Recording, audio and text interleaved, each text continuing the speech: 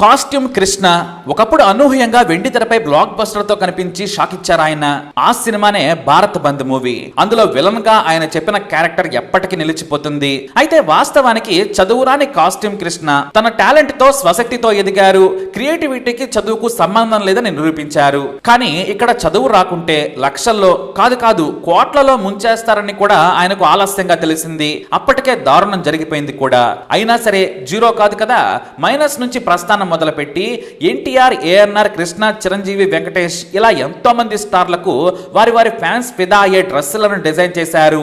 Simple గా చెప్పాలంటే rowdy అల్లుడులో Chiranjeevi వేసుకున్న బట్టలు నేటికి సూపర్ హిట్. మోచేతి వరకు చొక్కా నుంచి బ్యాగీ ప్యాంట్ లోని కలర్స్ అన్ని కూడా ఆయన క్రియేటివిటీనే. ఇక జగదేక వీరుడు అతిలోక సుందరి సినిమాకు బెస్ట్ కాస్ట్యూమ్ డిజైనర్ గా నంది అవార్డు అందుకున్నారు. జీవితంలో ఎన్నో మలుపులు చూసిన ఆయన మన మధ్య లేకున్నా ఆయన చేసిన డిజైన్లు, ఆయన చేసిన పాత్రలు, ఆయన నిర్మించిన సినిమాలు కూడా మన మధ్య కనిపిస్తూ ఉంటాయి. అసలు కాస్ట్యూమ్ కృష్ణ ఎలా కష్టపడి ఎదిగారో చూద్దాం. కాస్ట్యూమ్ కృష్ణ పుట్టింది విజయనగరం జిల్లాలోని లక్కవరపకోట.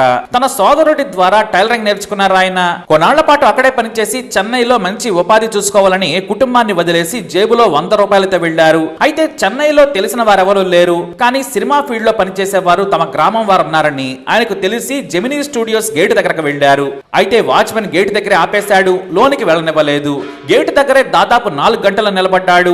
ఇంతలో ఓ వ్యక్తి లోపల నుంచి వచ్చాడు. వాచ్మెన్ దగ్గరకు వచ్చి గేటు దగ్గర ఎంతమంది ఉంటే అంతమందిని లోనికి పంపు, జూనియర్ ఆర్టిస్టులు లేరని చెప్పాడు. అలా ఆయన మొట్టమొదటిసారి స్టూడియోలోకి అడుగు పెట్టాడు.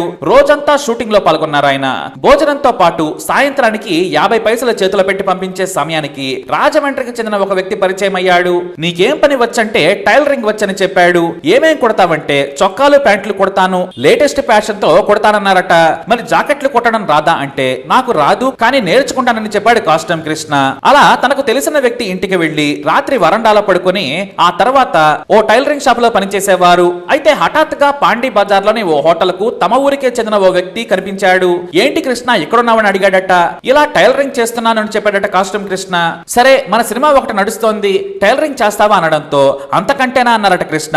ఆ వెంటనే సినిమాలోకి ఎంటర్ అయ్యారు. ముద్దు బిడ్డ సినిమా కోసం ఆయన నటీనటులకు టైలర్ కింద అసిస్టెంట్ గా పనిచేయడం మొదలు పెట్టారు. నాటి నుంచి మెల్లిగా తానే సొంతంగా కాస్ట్యూమ్ డిజైన్ చేసే స్థాయికి ఎదిగారు. యువతలో వస్తున్న మార్పులను ఆయన నిశితంగా గమనించేవారు. ఎలాంటి బట్టలు ఇష్టపడుతున్నారో చూసి వాటికి కొత్త మార్పులు చేసి నటీనటులకు కుట్టేవారట.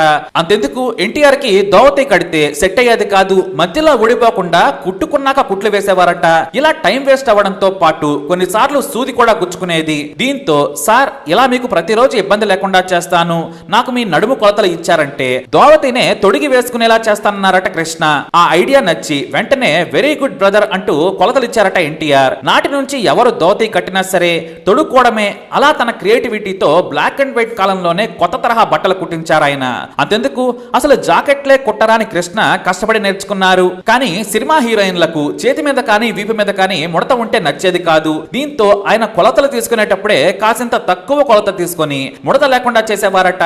జాకెట్ల మీద పూల నుంచి చీర అంచుల మ్యాచింగ్ వరకు కృష్ణ డిజైన్ చేసిన వాటిని కట్టుకోవాలంటే తెగ మురిసిపోయేవారట హీరోయిన్లు.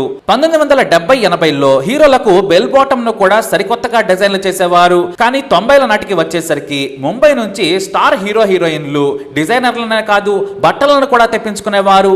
దీంతో వారికి పోటీగా కాస్ట్యూమ్ కృష్ణ కొత్త తరహా పద్ధతులను, క్లాత్లను తెప్పించుకొని అవసరమైతే తానే వెళ్లి మోడర్న్ క్లాత్స్ తో చొక్కాలు, ప్యాంట్లు కుట్టేవారు. చిరంజీవి, బాలకృష్ణ, వెంకటేష్ లాంటి వారికి కూడా ఆయన తమదైన శైలిలో బట్టలు డిజైన్ చేసి వావ్ అనేలా చేసేవారు. చిరంజీవి అయితే కాస్ట్యూమ్ కృష్ణ డిజైన్ చేసిన బట్టలను తెగ ఇష్టపడి వేసుకునేవారు.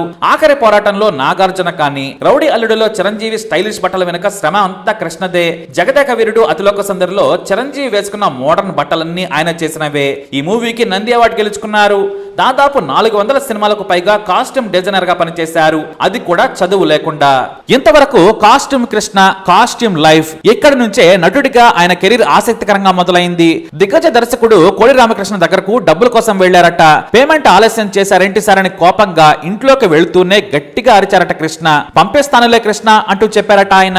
కోడి రామకృష్ణతో ఆయనకు ఎంతో సాన్నిహిత్యం ఉండేది. అయితే ఆయన అలా కోపంగా అరుస్తూ ఉండగా ఆ కోపం కళ్ళు చూసి ఇతనిలో మంచి విలన్ ఉన్నాడని గుర్తుపట్టి భారత బంద్ సినిమాలో కీలకమైన రోల్ చేయాలని అడిగారట. నాకు యాక్టింగే రాదు, నేను చేయనని చెప్పేశారట కృష్ణ. యాక్టింగ్ సంగతి నేను చూసుకుంటానని బలవంతంగా చేయించారు కోడి రామకృష్ణ. అయితే మూవీ అయితే తీశారు కానీ ఇక్కడ డబ్బింగ్ చెప్పాలి. ఇక డబ్బింగ్ చెప్పడం అయితే అసలు రానే రావట్లేదు. దీంతో అతను ఓన్ గా ఎలా అయితే మాట్లాడతాడో అలాగే మాట్లాడమని చెప్పారట. Costume Krishna original dialogue delivery అదే. భారత్ బంద్ మూవీలో వెరైటీగా డైలాగ్ డెలివరీతో ఆయన చేసిన క్యారెక్టర్ సెన్సేషన్ గా మారింది. ఆ సినిమా సూపర్ హిట్ కావడంతో కాస్ట్యూమ్ కృష్ణ కెరీర్ నటుడిగా కూడా మొదలైంది. అయితే అప్పటికే 40 సినిమాల్లో చిరంజీవి లాంటి స్టార్స్ కు ఆయన కాస్ట్యూమ్ డిజైనర్ గా పనిచేస్తూ ఉన్నారు. దీంతో ఆయన ఖాళీ డేట్స్ ని చూసుకుని మరి నటుల టైం ని అడ్జస్ట్ చేసి ఈ మూవీ తీశారు కోడి రామకృష్ణ. ఆ తర్వాత వరుసగా నటుడిగా మంచి సినిమాల్లో నటించారు. అల్లరి మొగుడు, దేవుళ్ళు, మా ఆయన బంగారం సహా చాలా సినిమాల్లో ఉన్నారు. పెళ్ళాం చెబితే వినాలితో కాస్ట్యూమ్ కృష్ణలో మంచి కామెడీ యాంగిల్ కూడా ఉందని రుజువైంది. అలా నటుడిగా కూడా అగ్రస్థానంలో నిలిచాడు.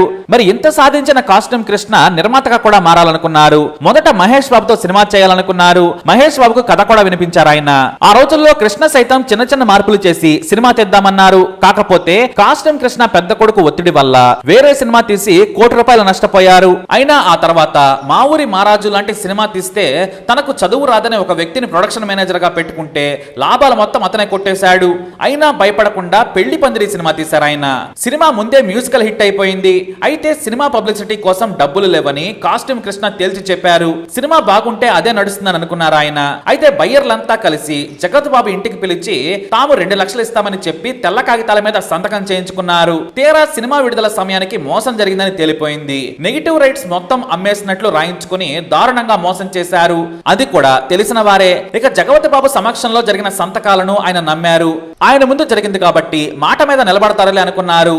ఆ సినిమా సూపర్ హిట్ అయింది. 10ంతల లాభాలు వచ్చాయి. కానీ రూపాయి కూడా కృష్ణకు రాలేదు. దీంతో ఆయన చిరాకుగా సినిమా ఫీల్డ్ నే వదిలేశారు.